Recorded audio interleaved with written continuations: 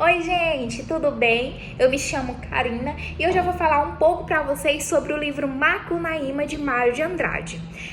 O livro Macunaíma é considerado um dos principais romances modernistas e foi publicado em 1928 e traz como suas principais características apresentar o folclore brasileiro, mostrar a misturas de culturas e de raças que o povo brasileiro é feito e também criticar o nosso herói nacional. Quem é o nosso herói nacional? O índio, que foi inserido durante o romantismo como símbolo da nossa identidade nacional. Só que esse índio presente no modernismo é totalmente o oposto do índio que foi inserido no romantismo. Mas por quê? Porque o índio do romantismo era um índio bravo, herói, que defendia as suas terras. E já o do modernismo é totalmente o contrário. É preguiçoso, é malandro e isso tudo nós vamos ver no personagem Macunaíma, o personagem principal e que dá nome a este livro. Bom, gente, Macunaíma é uma obra muito complexa, porque todos os seus elementos foram utilizados para criar uma identidade nacional. O enredo da obra é a colagem de elementos da cultura brasileira, na qual Macunaíma vai se movendo e se adaptando de acordo com a sua necessidade. Vocês irão entender mais ou menos o que eu estou falando quando eu explicar para vocês um pouco sobre o enredo, sobre a narrativa, porque Macunaíma ele vai sofrer mudanças mediante as suas situações, mediante as situações vividas. A obra ela foi de grande sucesso, que ela foi adaptada para o cinema em 1969 por Joaquim Pedro de Andrade. E o filme foi considerado um dos pioneiros do movimento cinema novo. Então a obra ela teve uma visibilidade muito grande. Bom, gente, agora nós vamos falar um pouco sobre o enredo de Macunaíma. Como eu falei para vocês, Macunaíma ele vai se transformando, se modificando dentro da narrativa exatamente para se adaptar a certas situações. E Mário de Andrade ele utiliza essas coisas místicas, essas coisas irreais, exatamente para trazer uma narrativa diferente. Como eu falei para vocês, Macunaíma era uma criança, passou 6 anos para poder falar e quando começou a falar, as primeiras frases eram só, ai que preguiça. Macunaíma ele sempre dormia com as mulheres de seu irmão do meio, Jiguê. E um dia ela vai para a mata com ele passear e na mata Macunaíma se transforma em um príncipe e ele fica com a Saforá, que é a mulher de Jiguê. E o interessante é porque Mário de Andrade ele utiliza a palavra brincar para representar o ato sexual, um ato que é praticado exatamente em quase todo o enredo por Macunaíma. Então Macunaíma era um homem muito danado. Logo de início, Macunaíma ele quer pregar uma peça em sua mãe. Leva sua mãe para o outro lado da floresta, e quando chegam eles encontram muitas comidas e consequentemente, a mãe de Macunaíma deseja levar essas comidas para os seus irmãos, para a sua casa. Só que Macunaíma, por ser uma pessoa sem nenhum caráter, ele não quer isso. Então, a mãe de Macunaíma o deixa sozinho na floresta e durante isso ele encontra o Curupira. E o Curupira vê Macunaíma sozinho, com fome, e dá um pedaço de sua perna para ele comer. Bom, gente, só que isso que o Curupira fez foi com a intenção de comer Macunaíma. E ele sempre conseguia encontrá-lo pelo fato de ter uma parte do seu corpo dentro de Macunaíma. Então, o que foi que Macunaíma fez para solucionar isto? Macunaíma começou a vomitar até não conseguir mais, para tirar todos os resíduos de carne do Curupira de dentro de si. Então, ele vai na casa da avó Coti e pede sua ajuda. Só que chegando lá, ele conta o que fez com sua mãe e a avó Cotia fica muito triste pela sua falta de caráter. Então, o que ela faz? Joga um caldo de macaxeira nele e ele acaba se transformando. Seu corpo fica de adulto e seu corpo de criança. Então, ele fica aquele monstro, algo desproporcional. Bom, certo dia, Macunaíma vai para a mata caçar com seus 2 irmãos, Manapa e Jiguê.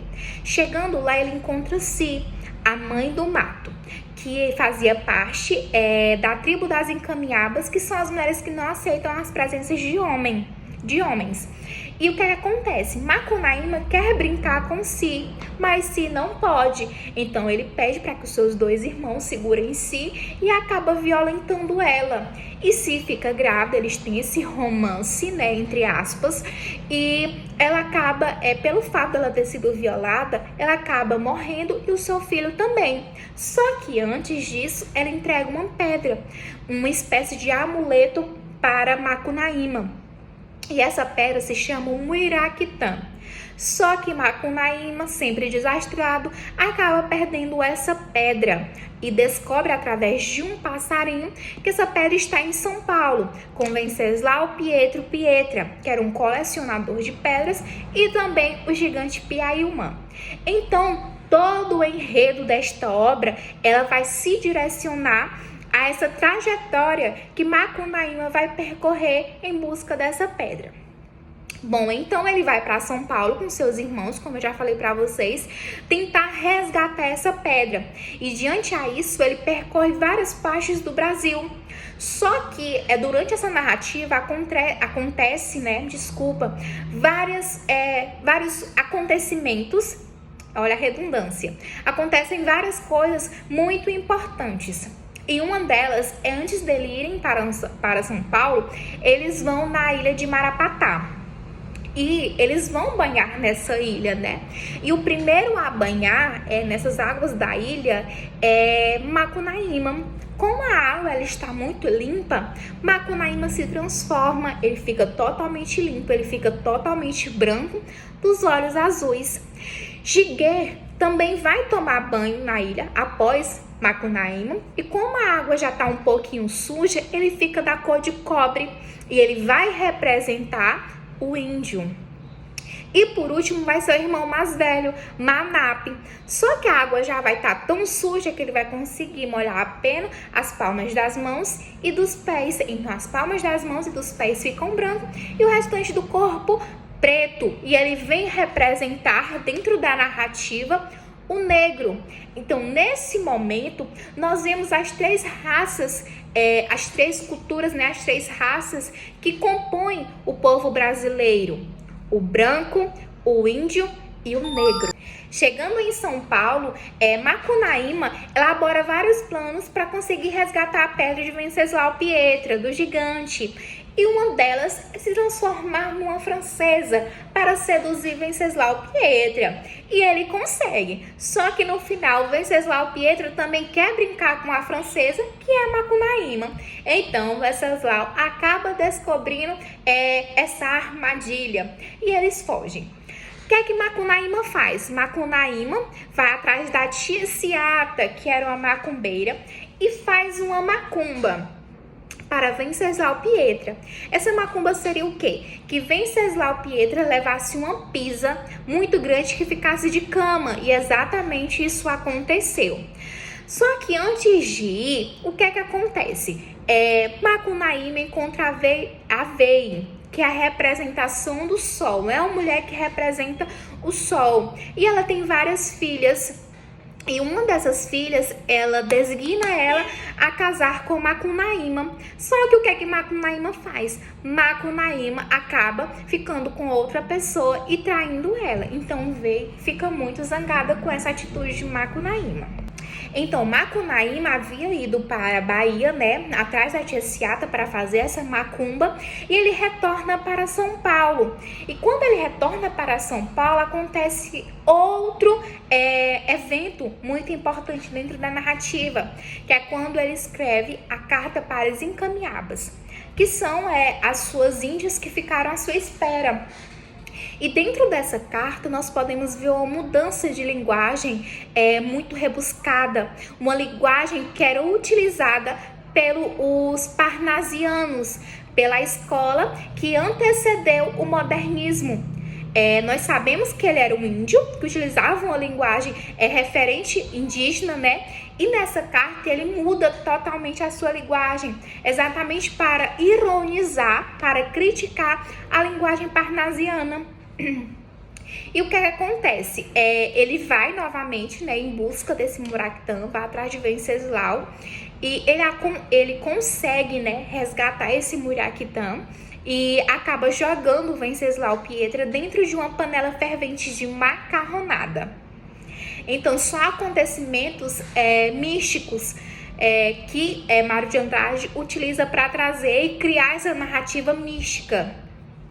Então, com o Muraquitã resgatado, né, ele retorna para a Aruricoeira, que era onde ele nasceu, a sua tribo, né, e quando chega lá, nenhuma das índias que ficaram à sua espera estavam mais. A sua casa estava derrotada, seus irmãos acabam morrendo, os dois acabam morrendo de lepra. Então ele fica sozinho, ele passa a viver de solidão e fica triste. Além dele ficar triste, ele tinha preguiça, já que seus irmãos não estavam mais lá, como ele ia conseguir se alimentar? Ele não ia atrás de nada, ele não trabalhava, ele era preguiçoso. Então ele vai tomar banho e ele encontra a Uiara, que ela é mandada pela Aveia. Vocês lembram da Aveia? Bom, e Veia Sol, né, a representação do sol que eu já havia falado para vocês, ela manda, né, a Uiara para seduzir a sereia, né, um dos elementos do folclore brasileiro, para seduzir Macunaíma, e ela acaba decapitando todas as partes do seu corpo e finaliza com Macunaíma virando uma constelação da Ursa Maior. E assim se encerra essa narrativa, esse enredo cheio de elementos místicos e utilizando, né, tradições populares exatamente para compor essa narrativa. Bom, gente, então, resumindo, Macunaíma é uma tentativa de sintetizar o caráter brasileiro, de mostrar essa identidade brasileira. Quando diz, né, Macunaíma, um herói sem nenhum caráter, não quer dizer que o povo brasileiro é mau caráter, mas que o povo brasileiro não tem um caráter, não tem uma característica própria. Nós somos a junção de várias características, de vários caráteres, entendeu? E outra leitura possível de se fazer dessa narrativa é que o Brasil é um país grande, com uma cabeça de Macunaíma, mas imaturo, que tem poucas características, que pode ser simbolizado pelo seu corpo, entendeu? Então, gente, Macunaíma é uma obra muito rica, que traz exatamente a representação do povo brasileiro. Um povo que juntou características externas para construir sua própria característica.